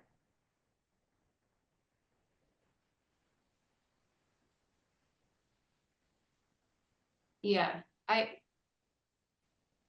we'll look into it. Yep, I think thanks. it's important discussion as well, and Well, I yeah, think, I'm just at thinking the about end how of, Newburyport does it now, which is you cannot rent a unit for fewer than 30 days, but you can rent them for 31 days. So we need to look at what exactly the allowance is in the MGL. Go ahead, Scott. no, I was only gonna say, that's probably, an area where it needs great clarity. Because if it isn't, and if there's any loopholes or, Airbnb, I mean, just short-term rentals, it would, certainly invite that. And I'm not sure, whether we want that or not. But whatever the definition is, that's probably most important, in everything that we've seen here today, that we get that right.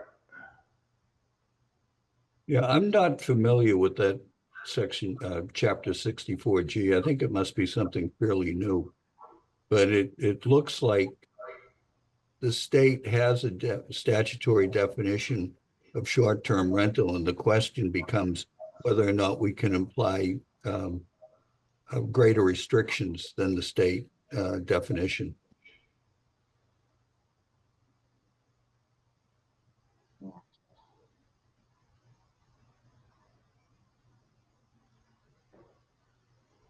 And whether we want to, impose greater restrictions.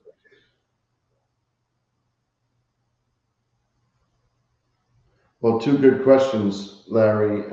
Kristen, would it be, I guess, in your opinion, based on what you know, would there be an opportunity for the town to impose, greater restrictions?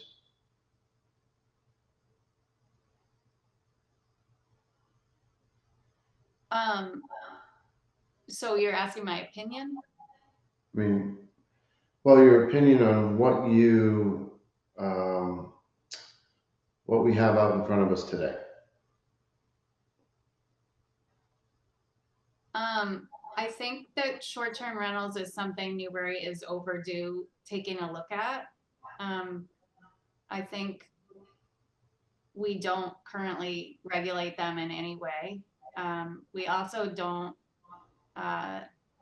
we have not enacted the ability we have to tax them, to impose a short-term rental tax, which would bring revenue to the town. It's something that I've heard talked about, a way that towns provide some funding into affordable housing trust funds is through the room tax. And I don't know a lot about it, but I know it exists, and I know it brings revenue to towns that have a lot of short-term rentals. So it's something we're leaving on the table currently. So the other thing I would say about short-term rentals is,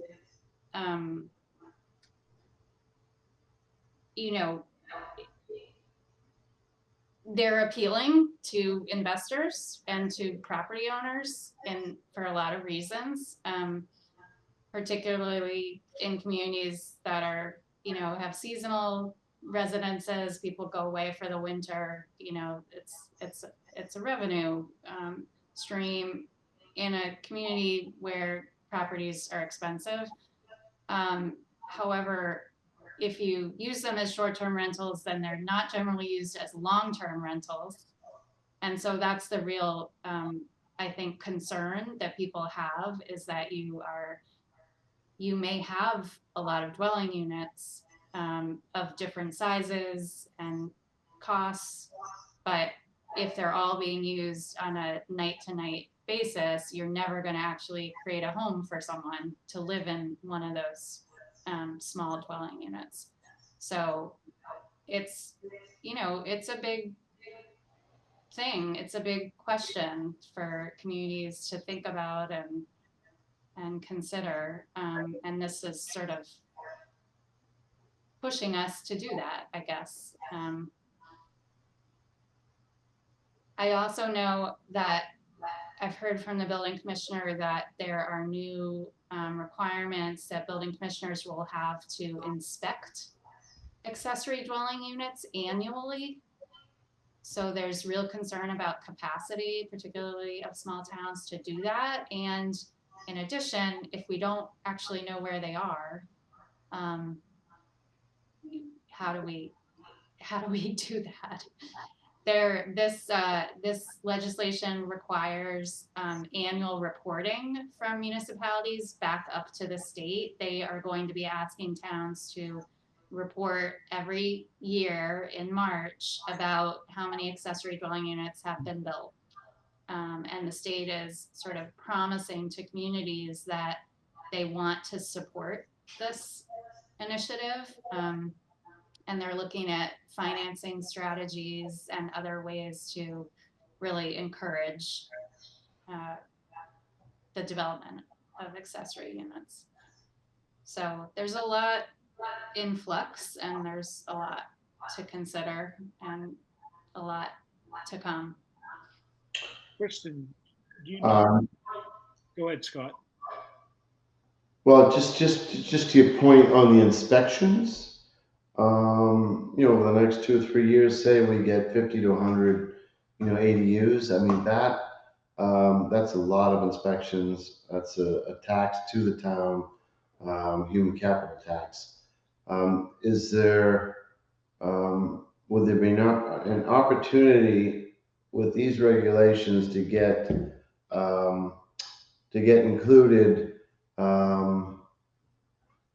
you know, if it's a state requirement that the ADU owner slash homeowner is responsible for an inspection fee, so we can at least charge back some of these inspection, you know, to the end user. Yeah, I don't know. It's something I think the building commissioner would have more information about or could get. It's a good question. Okay, Steve, you're up. Thank you, Scott. Kristen, do you know if the group you're working with is entertaining the idea that the building commissioner or inspector would have the right to go into the subject properties to verify what's going on? Again, without trying to pick on Plum Island, to, you know, make sure there are only 3 bedrooms total in the 2 units in question. My understanding is that the town assessor cannot go into homes as a right to check out whether the conditions are as advertised on the assessor's records. But it does seem to me that if you have to do an inspection, you can't do it from the outside. You need to be able to get inside. And to address one of the points Scott was making, I suppose that could be a good way for the assessor and the building inspector to work together to divvy up the workload. Yeah. So can they do that now with a single family home in any way?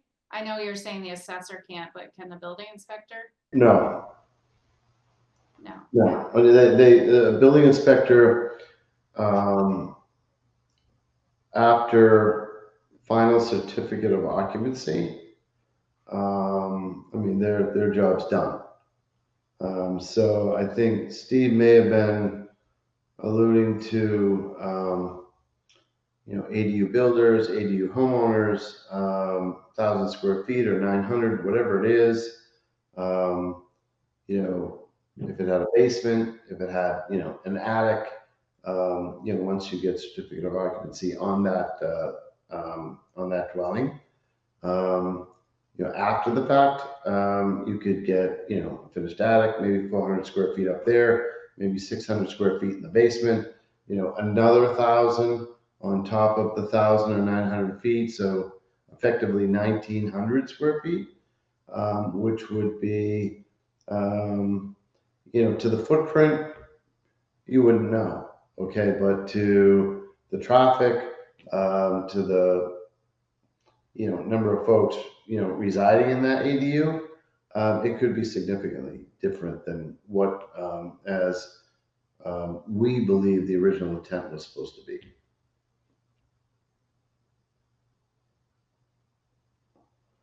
Just another question.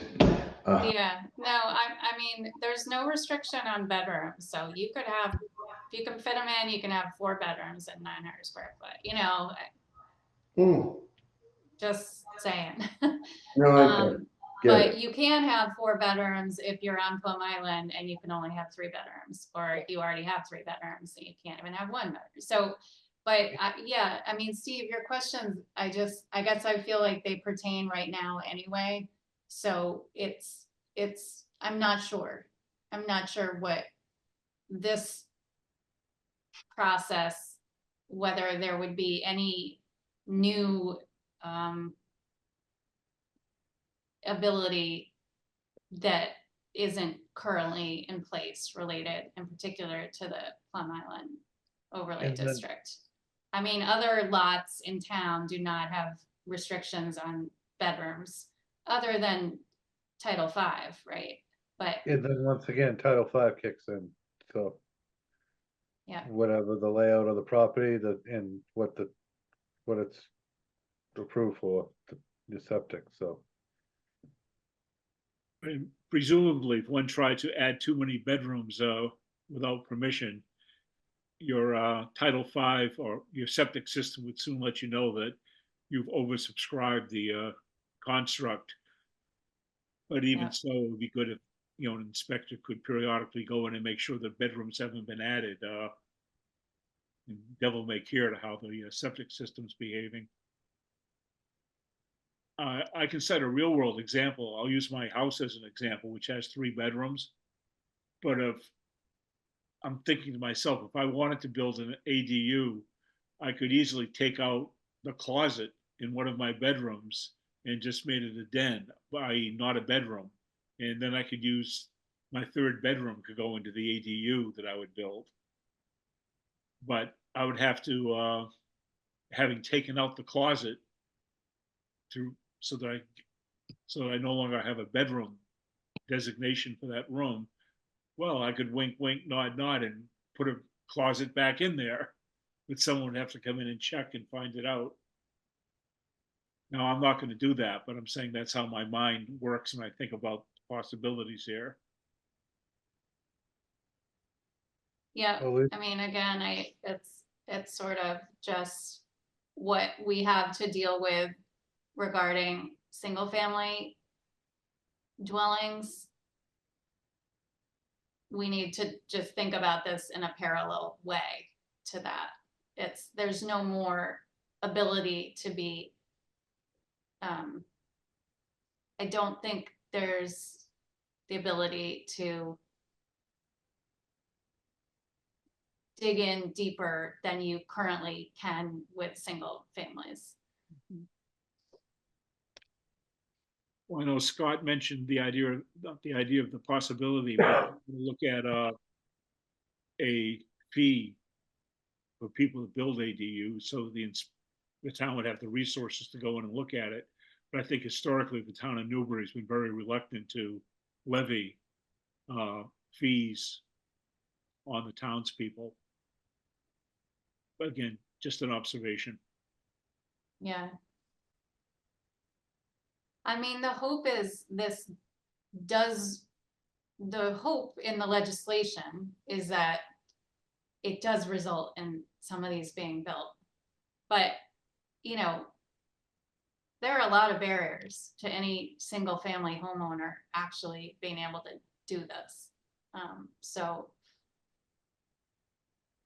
I think one thing that's being discussed is whether it will be a situation where, you know, which we have many of, in my opinion, in Newbury, and our, you know, our housing data shows, but houses that are 3 or 4 bedroom that now only have 1 or 2 adults living there and they're aging.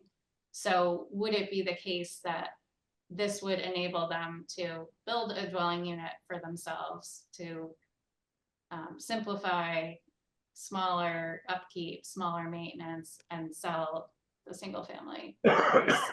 And if it's a family member or not, it would be a way to enable that kind of movement of demographics in small ways, you know, not in the same ways that we were being asked to think about with the multifamily MBTA zoning.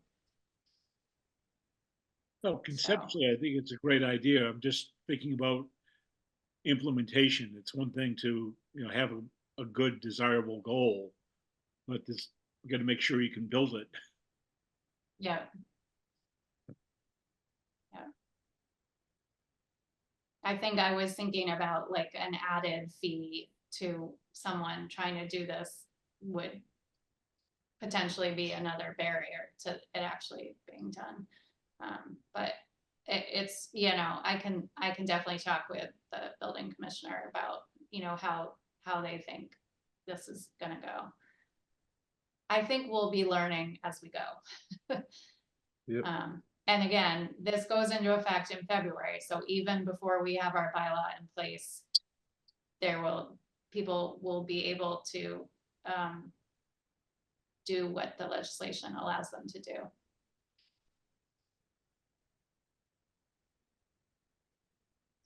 I was just gonna close with it. It's gonna be really learning along the way here.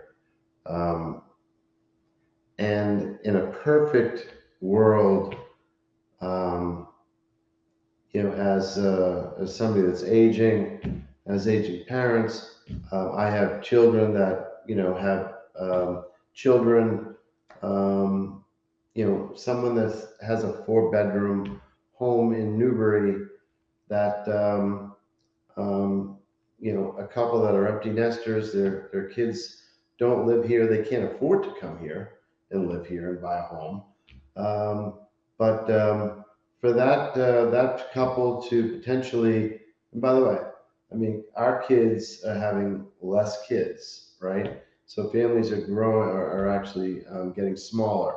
So for these kids to have 2 kids, where in the past we'd have 3 or 4 kids in a family, and for us to move out of the home, potentially sell that home to our kids, and then just potentially eliminate a bedroom, go from 4 to 3, you know, on that home, that would allow an ADU to tie into an existing septic, you know, system. That's perfect case, right? And I think if we can get some of the way there with that, it's a win-win. So we get some hurdles. It's a lot of questions. You know, you have a ton of work to do. Hopefully we can support you, you know, with that work, and let's see where we need to go. Very good. Thank you, everyone. Really good questions, and just remind me of the comments, but we'll keep working on it. So so next steps. So our next meeting is January 8th. So we will have hopefully a little bit of time off over the holidays, and then we will have time to dive back in with town council and MVPC and bring what is closer, I guess, unless we have another meeting, to what our final draft would be. And then January 22nd, we'd be at the next meeting, we'd be needing the final draft to recommend to the select board and start the public hearing process. And during the public hearing, there's still an opportunity to remind us all for public comment and tweaking and changes and questions, and we will make sure we, include a public process in terms of outreach and getting information out to people. Woody had a great idea, and we're pursuing making a 1 to 2 pager about this in the same way we did for the MBTA, because I just think that's super helpful to get the sound bites and understand what the purpose is and then what we have to do. So we're working on that. All right. Very good discussion on ADUs. Under zoning amendment discussions, I'm having trouble talking. The next thing we have on here is floodplain bylaw. Yeah.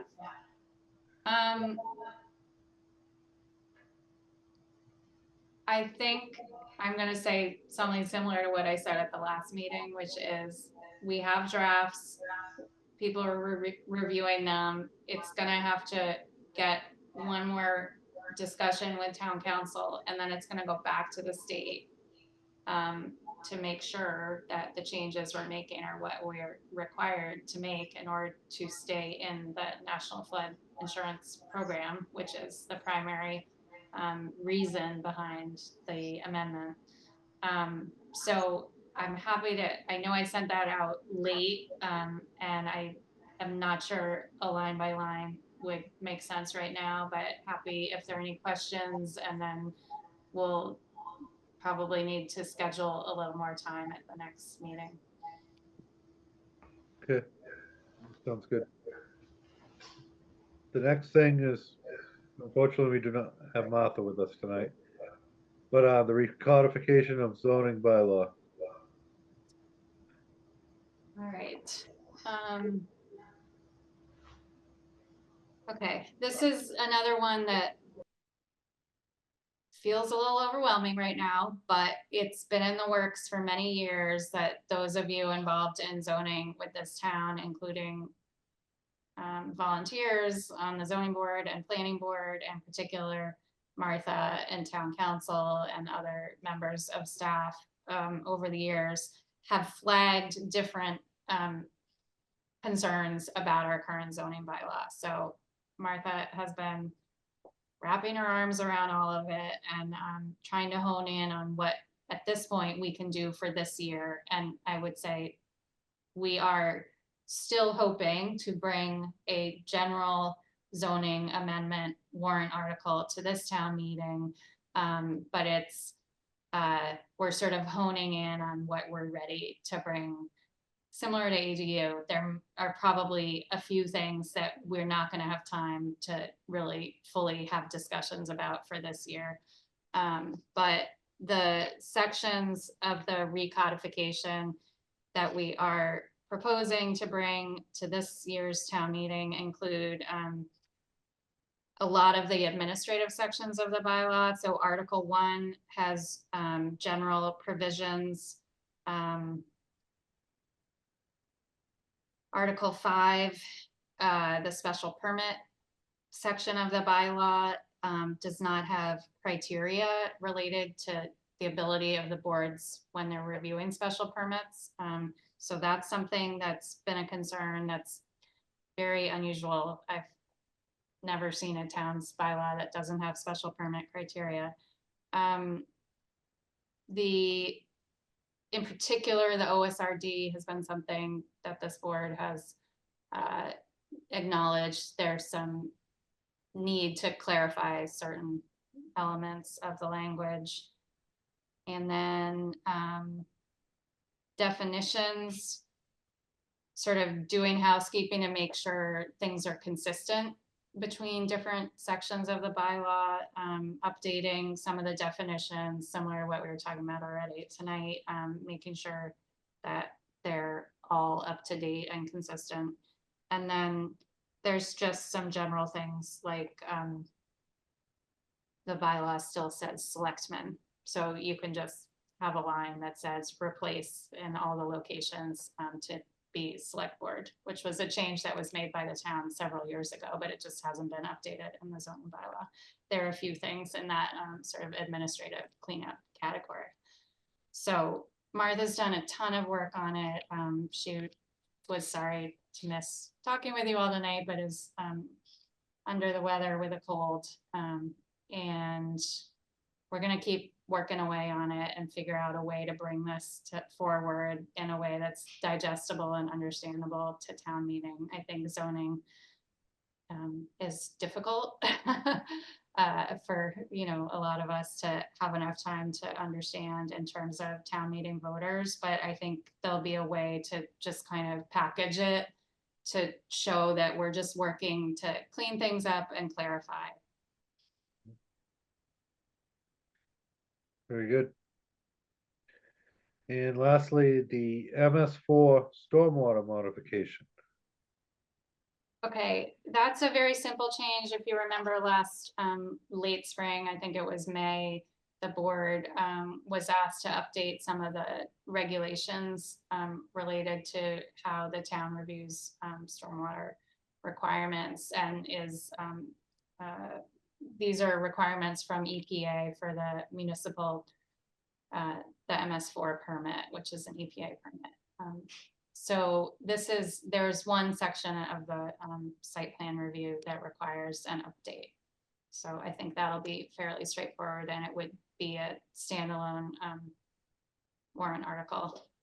It does, because we're making that change, it does open the door to whether we have any other changes we want in the site plan review section. So that is a question I sort of ask you all to, if you have time to take a look at. I have not really done that thoroughly myself yet, but because it's all in the same section, we can just, you know, bold and underline and make a few changes if we think they're needed. Okay. So we've got through the zoning amendments discussion. It was good discussion and much needed discussion. And we'll have more in the future. Yeah. Now I see the last thing on the agenda is the planning director's report. Okay, quickly, some updates from the last 2 weeks, and then looking ahead. There's some housing news. There is, I wanted to mention that the Cricket Lanes 40B is, you know, moving ahead. They are, have requested their first building permits for 4 units. So we've been working collectively among different staff members to make sure, on behalf of the ZBA, who's the permitting authority for that, that development, that all the conditions are being met. So that's actually just, it's new for a town to have to like oversee that work. And in particular,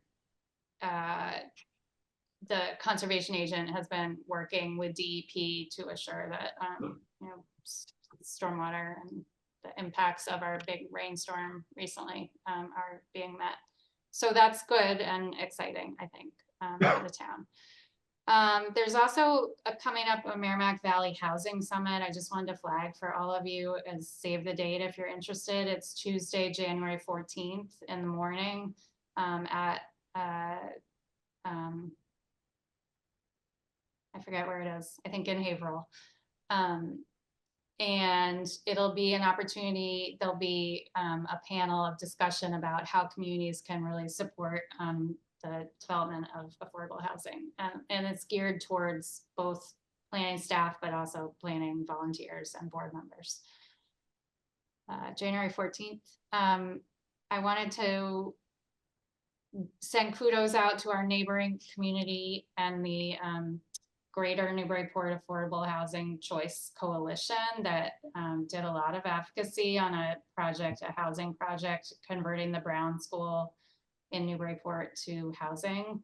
As of last night, and some of you may already know this, but the proposal for the renovation for that school which is empty now, is to provide 29 units of housing and 100% affordability. So they're proposing that those 29 units, all of them are eligible for the subsidized housing inventory and are to be developed at a rate of 30 to 60% of the area median income, which is really incredible and important because housing is super expensive.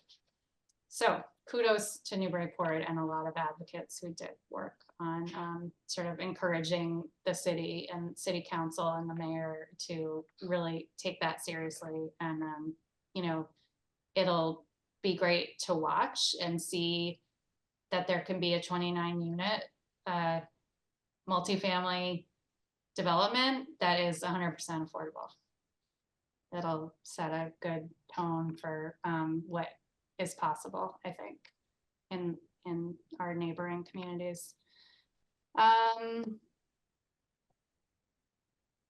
We're working on the Border to Boston Trail. The town received an earmark for some work on the segment of the Border to Boston Trail from Byfield to Georgetown. That earmark is no longer needed for that purpose that it was originally envisioned for. So we have from now until September to repurpose that money. So I've been starting to work on talking with Mass DOT and Merrimack Valley Planning Commission and other communities that have Border to Boston work going on in their community and getting model RFPs for the town. It's the town's money. It's not state money. It's a federal earmark that came to the town. And it has a match that is being provided by the state. So we're looking at moving forward the segment that hasn't had any feasibility work done yet, which is from the Scotland Road exit off of 95 to Newburyport. So that segment of the trail route that's on paper hasn't had any feasibility work or survey work done yet. So that's going to be something that, and just again, if anyone's particularly interested in trails, there are members of the Open Space Committee interested, and there's some other folks in the Coastal Trails Coalition who are going to help with that. But that would be really exciting. I think along with these conversations we're having about traffic and public safety and how I think consensus is traffic has increased dramatically in Newbury in recent years, just providing other alternative ways for people to travel on routes. The idea of a trail from Byfield to Newburyport is incredibly exciting to me. So just wanted to share that.